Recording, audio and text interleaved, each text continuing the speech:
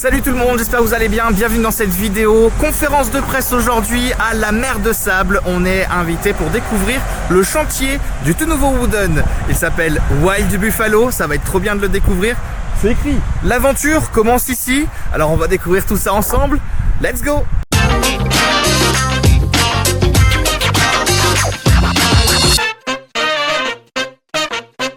Nous avons démarré la journée par une conférence de presse qui nous présente l'attraction construite par GCI. C'est une première en France. Des caractéristiques qui s'annoncent intéressantes avec une vitesse de 70 km/h, un dénivelé de 20 mètres, accessible à partir de 1,10 m et une longueur de 500 mètres. Pour l'histoire de l'attraction, il fallait un thème qui reste dans l'esprit de la Mer de Sable, les cow-boys. Et justement, les cow-boys malveillants viennent de capturer le Wild Buffalo, un indomptable bison sauvage pour leur prochain spectacle. Enfermé dans son box, Wild Buffalo voit rouge et ne tarde pas à défoncer la porte pour s'échapper. Cette histoire qui sera retracée dans toute la file d'attente. Tu seras accueilli par une impressionnante statue de Wild Buffalo qui t'invite à passer le portail du ranch. Tu rentres dans l'écurie, tu y découvres à travers des barreaux le box où il est enfermé. Direction le camp des cow-boys à la sortie de l'écurie. Ils se reposent et échangent entre eux sur comment dompter le Wild Buffalo. Tu retournes dans l'écurie et là, Wild Buffalo s'est échappé. On rentre ensuite dans le corral, on découvre qu'il s'est énervé, il a littéralement tout saccagé. Puis on arrive dans la gare d'embarquement, le train est prêt à vous accueillir, à savoir le Wild Buffalo. Tu vas t'échapper avec lui. Une fois la conférence terminée, on a mis notre plus beau gilet jaune, direction le chantier. Bon voilà, c'est le moment où on a fini du coup d'avoir toute la présentation sur tout ce qui est PowerPoint, etc. Et maintenant direction. Le plus intéressant forcément pour nous tous, c'est la visite directement sur place de l'attraction. On y va. Bon, on est en train de se rapprocher déjà tout doucement du coup de l'attraction. Et moi qui étais venu en période d'Halloween où il n'y avait rien, juste les fondations. Et là de le voir déjà monter, il s'intègre vachement bien dans le décor. Il est déjà bien impressionnant je trouve pour un parc familial. Donc il y a de quoi de faire de belles choses je pense dans cette attraction.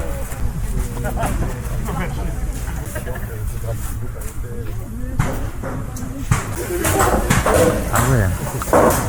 C'était justement ce qu'on nous disait en conférence, c'est que du coup la partie qui est juste là tombe également dans le tunnel qu'ils ont creusé en fait, qui est juste là, qui descend comme ça. Donc ça c'est une belle prouesse parce que du coup cette sensation de devoir comme ça descendre dans ce fameux tunnel, ça annonce une petite intensité sympa. Je suis impatient de découvrir ça quand ce sera terminé, mais ça annonce quand même une belle chose. Je suis donc en interview avec Antoine, le directeur du parc. Bonjour Antoine. Bonjour. Merci de nous recevoir une nouvelle fois ici. Absolument, on s'était vu il n'y a pas très longtemps sur le balcon là-haut. Sur le balcon, exactement. Aujourd'hui, donc, on est pour cette magnifique visite de l'attraction Wild Buffalo qui va ouvrir prochainement ses portes. Et donc vous, en tant que directeur, Antoine, quelle fierté de pouvoir enfin voir cette attraction presque terminée. Alors comme je le disais, l'attraction a été construite très rapidement, puisque entre le début du projet et la fin du projet, il y aura eu à peine 2 ans. Mais pour nous, chaque jour, c'est un éblouissement de voir l'attraction qui sort petit à petit de terre. On voit qu'elle commence à avoir des formes qui sont assez séduisantes, parce qu'on voit qu'il y a des inclinaisons, on voit qu'il y a des airtime, on voit qu'il y a une partie tunnel qui va être impressionnante. Donc on est très excités, bien sûr pour la réalisation du projet, et puis aussi parce qu'on sent que ça va être quelque chose de formidable pour les visiteurs. Alors c'est ce que vous disiez, accès déjà très famille, à partir d'1,10 m qui correspond à peu près à l'âge de 4 ans. Ouais, 4 ans et demi, 5 ans, ça veut dire qu'on ne sépare pas la famille. Les grands-parents, les parents, les enfants, les petits-enfants vont pouvoir faire l'attraction en même temps. Il n'y a pas besoin de forme physique particulière, il n'y a pas de looping, il n'y a pas de sensations trop fortes, mais ça reste quand même quelque chose de catégorie 3. Il y a 5 catégories autour de l'attraction, et donc ça reste quelque chose qui va être sensationnel, qui va faire plaisir aussi bien aux jeunes, mais aussi à l'aîné de la famille, puisque nous sommes un parc spécialisé pour les familles entre 3 et 10 ans. Je ne sais jamais en fait comment traiter celui qui a 12 ans, qui est l'aîné de la famille, qui a le sentiment un petit peu de venir dans un parc qui n'est peut-être pas adapté à lui. Là, il va prendre du plaisir et il va peut-être pouvoir la faire plusieurs fois pour satisfaire ses envies de sensation. Oui, parce que ça a été, je suppose, peut-être une demande aussi des visiteurs de se dire d'avoir une attraction qui montait un petit peu au niveau des sensations. Exactement. En fait, la demande des visiteurs, c'était conserver la famille ensemble, conserver l'accessibilité à ces jeunes, mais la sensation, c'est ce qui marche le mieux. Donc on voulait quelque chose qui soit raisonnable. J'espère que ça sera raisonnable, parce que quand je vois la structure elle-même, je me dis il y a quand même des moments où ça va être impressionnant, parce qu'on se retrouve quasiment à l'équerre.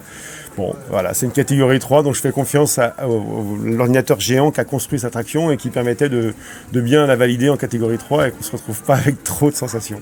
C'est le pain, c'est l'épée, on voit la différence, et vous pouvez voir la différence avec le poids que ça fait. C'est un bois qui est tellement dense que c'est le seul bois qui coule. Donc ça, c'est ce que vous allez avoir le haut du track, et qui va donc empêcher la matière métal de se déformer. Le bois en dessous, le pain, lui va au contraire absorber les chocs, et donc vous avez un coup combiné entre quelque chose de très rigide et quelque chose de souple. Pour installer cette imposante attraction, l'emplacement a été stratégique. Ils ont décidé de le placer au milieu du parc, notamment sur la dune de sable, ce qui permet de l'intégrer parfaitement dans le décor. Une attraction qui a d'ailleurs coûté un peu d'argent. Oui, moi-même je pourrais l'acheter et le mettre dans mon jardin. Ce qui a été donc un bel investissement pour le parc. Oui. On rappelle qu'il est à hauteur de quel... 5,5 millions. Donc c'est un très gros investissement pour nous, un investissement bien sûr qu'on va étaler sur pas mal d'années. C'est quelque chose qui va être là au moins pendant 20 ou 30 ans. Mais c'est vrai que c'était un vrai effort et une vraie volonté d'envoyer un message comme quoi la mer de Sable était un parc qui se développait, qui travaillait la vie et l'expérience de ses visiteurs et qui leur offrait, je pense, quasiment ce qu'il y a de meilleur dans les Wooden. Là vous avez la zone de freinage, juste avant la gare de maintenance, qui va naturellement, donc c'est une pente à 4%, qui va naturellement amener les wagons avec les visiteurs dans la gare pour pouvoir changer. Et si jamais on a besoin de changer les wagons ou les rajouter, dans la gare de maintenance que vous avez le track, on va aller vite faire ça. Voilà, vous l'avez donc compris, il s'agit donc ici de la zone de frein avant d'entrer dans un bâtiment qui servira aussi de bâtiment de stockage des trains et de maintenance des trains, c'est-à-dire que à tout moment les techniciens pourront décider de mettre sur le parcours 1 ou 2 trains. On nous a indiqué que généralement l'attraction tournera à 1 train, mais lorsqu'il y aura de très fortes affluences, notamment l'été, il tournera à 2 trains. Et voici donc l'intérieur du bâtiment de maintenance avec la table de transfert et qui donne également vue sur de jolies courbes du parcours. Ça donne envie. Bon, c'est vrai que des événements comme celui-ci, c'est super intéressant parce qu'au moins ça vous permet de voir comment ça se construit, comment ça se met en place. C'est des choses qui ne se font pas comme ça en 2-2, en 2 mois. Et ce qui m'impressionne, moi, c'est la gestion de l'organisation, se dire ok, les gars ils sont là, puis ils font ça là. Donc c'est vachement intéressant de voir tout ça. Et vivement qu'on puisse le rider. Vivement. Bon, ça nous permet quand même d'avoir encore un aperçu sur justement le parcours. On voit qu'ici on aura le démarrage justement avec le lift. On aura du coup la première descente qui est juste derrière. Et ensuite ça part déjà sur de belles courbes. Enfin, pour un enfant qui a 4 ans, il y a certains endroits, il y a certaines courbes où je me dis pour les premières sensations ça va être quand même quelque chose. Ça va être costaud. Donc belle intégration, beau parcours. À voir quand le parc sera dans son ouverture et quand ce sera fini au niveau de la thématisation également, parce qu'on a vu des concept art justement de quand ce sera thématisé et ça va être super beau. Et en parlant d'architecture, interview avec Pierre Lecomte, architecte. Je suis cette fois avec Pierre Lecomte qui est architecte sur la conception de cette attraction. Bonjour. Bonjour. Alors le rôle exactement que tu fais pour Wild Buffalo, est-ce que tu peux m'expliquer ton rôle? Oui, tout à fait. Alors nous on s'occupe de la partie bâtimentaire de l'attraction et aussi l'implantation du manège. Donc c'est l'entreprise GCI qui fait le manège et nous on va s'occuper de faire la liaison au sol, donc toutes les fondations et puis après toutes les liaisons bâtimentaires, c'est-à-dire le bâtiment de la gare, le bâtiment de maintenance et s'affranchir du coup de toutes les contraintes techniques qui sont créées par l'attraction. Alors comment ça s'est passé l'historique de cette conception? Alors nous on est arrivé j'ai envie de dire un petit peu tardivement, mais en fait c'est juste parce que le projet s'est fait très très rapidement. Donc nous on a été appelés par la mer de Sable pour intervenir sur le projet. Ils nous ont montré quelle était la dernière version, la version la plus à jour du coaster que GCI avait préparé. Et puis après, donc, la question s'est posée. Donc, en fonction de là où est la zone de départ, la zone d'arrivée, la zone de maintenance, nous, après, on va venir implanter autour de ça. Et puis après, faire le lien avec le site pour se dire, OK, par rapport à la pente du terrain qui est assez prononcée sur ce projet, comment est-ce qu'on va venir s'arranger pour que les fondations puissent être coulées, surtout dans un site comme celui-ci où il y a du sable et donc c'est un petit peu compliqué. C'est ce que j'allais poser comme question, c'est assez technique au final, ça a été je suppose un défi pour vous. Oui, effectivement. Donc, comme on est sur un wooden, il y a énormément de poteaux qui se traduit par énormément de fondations. Donc, comment est-ce qu'on peut essayer d'optimiser tout ça? Et puis, il y a aussi la question du tunnel, qui est un ouvrage qui est un petit peu compliqué aussi, surtout coulé dans du sable. Donc, assez intéressant, très intéressant à réaliser. Et au final, de voir là la réalité de la chose arriver, pour vous, ça doit être aussi une petite fierté de voir se mettre en place tout ça. Oui, tout à fait. Alors là, c'est d'autant plus surprenant qu'on est sur des projets qui sont courts. Habituellement, c'est plusieurs années de faire un projet de coaster. Donc, très très content de voir celui-là aussi vite sortir de terre. Merci beaucoup. Merci à vous.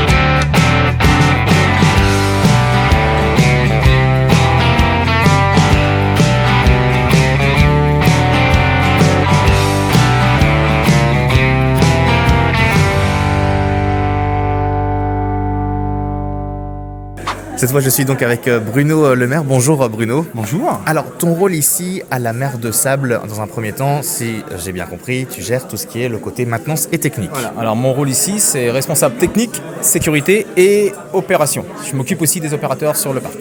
Voilà. Ça, c'est l'aspect sur le parc. Alors justement, maintenant, parlons du coup de Wild Buffalo, qui va être une nouvelle chose pour toi. Alors oui, ça va être une très belle nouvelle chose pour moi parce que je pense que c'est une attraction unique et dont la mer de Sable a la chance d'avoir ce genre d'attraction. Voilà, moi, mon rôle sur cette attraction-là, ça fait quand même une trentaine d'années que je suis ici, j'ai eu la chance de participer à la construction et mise en place des attractions du parc. Voilà. Et le Wooden, j'ai la chance, pareil, de récupérer la mise en place de cette attraction-là, donc maître d'œuvre, avec une petite touche en plus, la gestion du budget, qui est très important. Parce que comme je l'ai expliqué ce matin, le timing était très serré et on va le tenir. Mais très très serré, ça demande des méthodes, des fois un peu accélérées pour qu'on aille plus vite et tout ce qui s'ensuit, quoi. Bon bref, voilà, donc j'ai la chance de gérer ce chantier-là. Donc quand j'ai géré le chantier sur ce Wooden, on a quand même la chance d'avoir GCI qui a sa propre équipe. Donc eux, j'ai envie de vous dire, une fois qu'ils arrivent, on leur fournit les plots, tout ce qu'ils ont besoin, l'allocation des engins, enfin, tout ce qu'ils ont besoin pour travailler. Là, moi, à part regarder comment ils travaillent et leur amener des solutions à des problèmes, parce que bon, l'attraction est sur du sable, hein. Donc c'est pas n'importe quelle voiture qui va dessus, quoi que ce soit. On a adapté des chemins, on a posé des conteneurs avec des sols renforcés, on a passé énormément de temps pour qu'ils arrivent. Et croyez-moi, ils ont quand même eu quelques surprises. On dit, ah oui, c'est vrai, c'est comme ça le sable. Oui, voilà. Croyez-moi, c'était pas évident. Mais bon, si je dois vous résumer un petit peu ma partie sur cette attraction-là, dans les grandes lignes, on fait venir un ingénieur, on fait analyse de sol, on donne ça à un ingénieur béton qui fait des plans en fonction des charges des points. Donc je vous rappelle quand même, il y a 960 plots, hein, donc parce que c'est du sable, ils sont immenses parce que c'est du sable, mais bon, bien dissimulés parce qu'il faut aussi que ça ressorte pas. Donc on gère ça avec des professionnels, bien sûr, hein. Je me suis entouré d'un coordinateur SPS, je me suis entouré d'un ingénieur béton, je me suis entouré d'un monsieur qui travaille beaucoup dans les parcs, qui nous valide tous les travaux. Okay. Parce que tout est fait maison. Comme je vous l'ai dit, les artisans, c'est les artisans locaux, ceux qui ont participé aux attractions. Hein. Ils ne sont pas beaucoup, ils sont 4 ou 5, mais le terrassier, le maçon, alors moi je l'appelle le maître bâtisseur parce que c'est quand même extraordinaire ce qu'il a fait. On est sur 2000 à 2500 mètres cubes de béton. Le gars, honnêtement, il en a fait des attractions avec moi, mais là il est scotché. C'est une petite entreprise où ils sont 7, mais voilà, il a relevé le défi. Là, il fait le tunnel c'est lui. C'est quand même incroyable le tunnel. Je ne sais pas si vous avez vu, vous avez des images. C'est vrai que c'est assez impressionnant. C'est quand même, voilà, on va dire, excusez-moi, mais mon maçon, ça fait des années qu'on travaille ensemble. Vous avez vu le menuisier, le petit menuisier qui a fait le silver, qui a fait tout ce qui est bois, c'est lui sur le parc depuis au moins 15 ans avec moi. On a le terrassier que vous n'avez pas vu parce que bon, le plus gros est fait maintenant, il va juste venir nettoyer le chantier à la fin, mais voilà, donc vous avez les 3 plus gros entreprises qui ont travaillé sur ce Wooden. Alors ça paraît peu, mais ils sont incroyables, quoi. On va pas trop leur passer de pommade, hein. C'est vraiment, s'ils disent ça, après ils vont venir, je pourrais plus négocier les devis, parce que c'est aussi ça. On négocie les devis, on adapte pour que ça aille pour tout le monde, parce que c'est pas toujours évident, hein. Croyez-moi, quand vous posez un plot qui doit faire 2 mètres sur 2 mètres sur 2 mètres et qu'à la fin il fait 2 mètres 50 par 2 mètres 50, Le béton, c'est cadré, c'est fait, c'est un budget. Pour ceux qui m'écouteront et qui me connaissent, ils sauront que je suis assez dur en égo. Mais voilà, voilà, après, s'ils ont des problèmes, on est là pour ça, quoi. Voilà, donc mon rôle, c'est de coordonner tout, que ça aille bien, que j'étudie tout ce que je peux étudier, gérer un budget, que ça rentre dedans et qu'on tienne les temps. Moi, ne me demandez pas comment. Si je vous dis que je pense que je peux tenir les temps, on va tenir les temps. Et on fera pas n'importe quoi, hein. Attention, j'insiste. Je suis assez parano, donc on fera pas n'importe quoi. Est-ce que ça vous ajoute des défis techniques, du coup, cette attraction ? Complètement. Oui. Là, alors là, je vais vous dire un truc, on n'est pas sur une attraction qu'on va contrôler en 1 heure, hein. C'est pas possible. Vous avez vu là, le nombre de pieds, les clous, il y a partout, les boulons, les planches et le train. Bon, le train encore, ça va. J'ai envie de vous dire, il a été quand même conçu pour que ça soit relativement... Alors, je ne veux pas être trop prétentieux, mais je ne pense pas qu'il va faire très peur à mes techniciens. Voilà. Après, il faudra trouver du temps, c'est quand même une attraction en plus, il faut quand même dédier quelqu'un à ça, il y a des contrôles. Mais oui, c'est un sacré défi, parce qu'il va quand même falloir l'entretenir. Et voilà, donc ça va être une année test, on va voir comment ça va. En plus, c'est la première année, donc je pense qu'il va y avoir pas mal de boulot, hein. C'est comme une construction neuve, ça bouge, quoi. Mais cette attraction-là m'excite. Mais ça reste mon 2e bébé derrière le Cheyenne River, hein. Okay. J'insiste, le Cheyenne River, c'est une merveille. C'est une merveille, la plus grande descente d'Europe, mais on ne peut pas le dire. On n'a pas fait à l'époque en 96. Voilà. C'est là que j'ai fait mes armes. C'est là qu'il y a un monsieur qui s'est dit « Ah, il n'est pas net, on va essayer avec lui ». Voilà, je fais partie des gens. Malheureusement, je ne peux pas dire comment et pourquoi. C'est peut-être pour ça que j'adore ce parc. Mais je sais faire des choses, je sais que je peux le faire. Mais voilà. Ça vous donne peut-être d'autres idées, d'autres envies. Il y en a toujours qui... on va pas, vous me donnez un crowbar et je vous dis combien ça va vous coûter. Ou vous me donnez un budget et je vous dis si je peux rentrer dedans et on y va. C'est principalement ce que j'aime vraiment, pour être honnête avec vous. Le statut, je l'ai, j'adore faire ce que je fais, mais ça fait 30 ans que je suis là. La technique, ça fait long. Alors ça fait 30 ans que je suis là, mais je suis pas arrivé responsable. Hein. Attention, hein, j'ai appris tout ici. Hein. Ça serait vraiment mon 2e grand trip si je devais faire autre chose. Okay. Voilà, ça je... Impatient d'être en avril pour pouvoir faire partie des premiers pour aider cette attraction. Mais bien sûr, je regarderai. Merci beaucoup Bruno. À bientôt, au revoir. Allez, c'est parti, on se dirige du coup cette fois avec la découverte des trains, des wagons qui sont peut-être pas encore apparemment entièrement finis, c'est ce que j'ai vu, mais on aura déjà un aperçu, c'est plus français, sur du coup les wagons. Voici donc un aperçu des wagons et des trains. En effet, ils ne sont pas entièrement terminés, il leur manque leur thématisation. Il y aura notamment une sorte de grille devant le train avec le logo Wild Buffalo, mais les sièges me paraissent confortables. Réponse donc lorsque je vais rider cette attraction à son ouverture. Retour avec Antoine, le directeur. On va parler du logo justement, avec quelques retours concernant celui-ci et notamment l'intelligence artificielle. Et enfin, dernière question, c'est vrai que vous l'aviez vu aussi sur les réseaux, les commentaires qui parlaient d'intelligence artificielle au niveau de la création du visuel. Moi personnellement, je trouve que aujourd'hui on vit un peu dans... Surpris de ça, vous ? Pas forcément, je suis pas forcément surpris. Moi, j'ai surpris par la remarque, parce que qu'est-ce qui se fait sans intelligence... Enfin, je me suis dit, mais dans quel monde vit cette personne? Oui, le logo a été fait avec l'IA, beaucoup de choses ont été faites avec l'IA. L'ordinateur qui a géré l'intégration entre le terrain naturel, les travaux qu'on voulait faire, la distance qu'on voulait avoir, la catégorie qu'on voulait avoir, c'est un ordinateur qui a travaillé pendant 15 jours d'affilée, qu'on ne pouvait plus arrêter. Sans ordinateur, je pense que le doigt mouillé, savoir si on allait descendre, je ne serais pas monté dedans. Donc oui, le logo a été fait avec l'IA et j'en suis très fier et il est magnifique. C'est vrai, au final, cet outil existe, donc pourquoi pas l'utiliser finalement autant... Moi, j'ai pas compris la question. Je me suis étonné moi-même parce que dans nos vies de tous les jours, s'il y a beaucoup de gens autour de moi qui peuvent dire qu'ils ne se servent pas de l'IA, c'est qu'ils ont vraiment des métiers très spécifiques. J'imagine que les messieurs qu'on a vus travailler sur l'attraction ne se servent pas de l'IA pour installer leurs lames, les transformer, les shaper et ainsi de suite, mais au final, quand même, quelque part, il doit y avoir un peu d'IA. Donc en fait... faut être un peu dans notre génération. Oui, ce qui est bien, c'est qu'au moins vous l'assumez pleinement, ça a été créé avec l'IA, il n'y a pas de souci là-dessus. Alors ça n'a pas été créé qu'avec l'IA, ça a été généré par l'IA et après ça a été retravaillé par notre agence graphique parce qu'on voulait en fait avoir du naturel, on voulait certaines choses, on voulait certains points, mais la base a été faite avec l'IA. Super. Bah, merci Et beaucoup. on assume totalement. On est impatient de découvrir du coup et de rider cette Merci. attraction. Et puis belle On se voit avenir, je bientôt. pense. Voilà, On c'est se ça. revoit dans quelques semaines. Exactement. On n'a En pas. espérant que le temps n'a pas été trop mauvais avec mes collaborateurs et mes ouvriers. Voilà, on n'a pas encore de date officielle. On espère Moi, à pour moi, c'est l'ouverture, toujours 5 mais avril. voilà, c'est ça. Ok. Et si jamais ça ne sera pas 5 avril, on fera quelque chose pour les gens qui seront venus en avril et qui n'ont pas eu l'attraction. Mais c'est Donc, y a sur pas une bonne de- voie. donc, Ouais. Enfin, après, peut-être que la déco sera pas totalement finie et c'est pas vraiment ce que les gens vont me reprocher. Ce qu'ils veulent, c'est faire l'attraction. Merci beaucoup, Antoine. Merci à vous. Bon voilà, fin de visite, trop cool, on a eu un petit sac avec 2-3 petits goodies dedans, c'est super sympa. Merci la Mer de Sable pour l'accueil, pour du coup la présentation, c'était trop bien, ça permet d'apprendre beaucoup de choses et de voir l'envers du décor, et bah ça c'est cool. Vous êtes une famille, vous avez du coup des jeunes enfants, je vous conseille de venir le découvrir, ouverture en avril. Même moi, je vais venir en avril parce qu'il a l'air d'être quand même incroyable. Si t'as kiffé cette vidéo, comme d'habitude, n'hésite pas, le petit commentaire ça fait toujours plaisir. Est-ce que ça te donne envie de venir le découvrir? L'abonnement pour le soutien et le petit like. Moi je te dis à très bientôt pour une prochaine vidéo dans un parc d'attractions ou peut-être pour des nouveaux reportages. Salut!